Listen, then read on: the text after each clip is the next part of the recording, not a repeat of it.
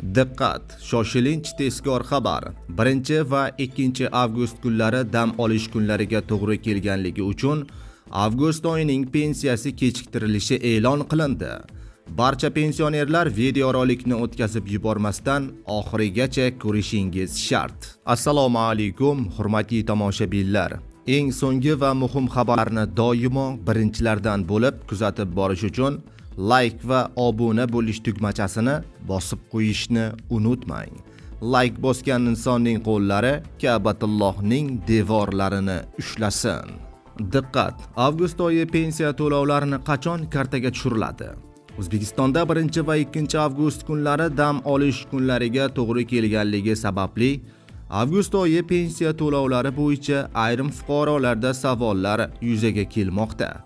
Budjetdan tashqari pensiya jamg'armasi va viloyat boshqarmasining ma'lum qilishicha, plastik karta orqali pensiya oluvchi fuqarolarga pensiya mablag'lari 3 avgust dushanba kunidan boshlab o'tkazilishi boshlanadi. Pensiya mablag'lari 5 avgustga qadar barcha pensionerlarning plastik kartalariga to'liq to'lab berilishi rejalashtirilmoqda. Shu bois pensiya mablag'lari 3 va 5 avgust kunlaridan boshlab bosqichma-bosqich plastiklarga tushiriladi. Eslatib o'tamiz, pensiya jamg'armasining tuman va shahar bo'linmalari har oy to'lovni 2 avgustga qadar to'lov topshiriqnoma vedomoslarini shakllantiradi va vedomoslar oyining 4-sanasiga qadar pensiyani fuqarolarga yetkazib berish topshirilgan tashkilotlarga taqdim etar edi.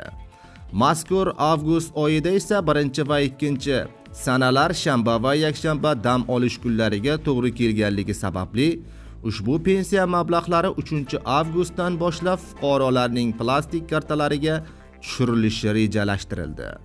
Aziz do'stlar, videorolik ostiga like bosing, ushbu xabarni tanishlaringizga, mahalla qarindoshlar gruppalariga tezda yuborib qo'ying.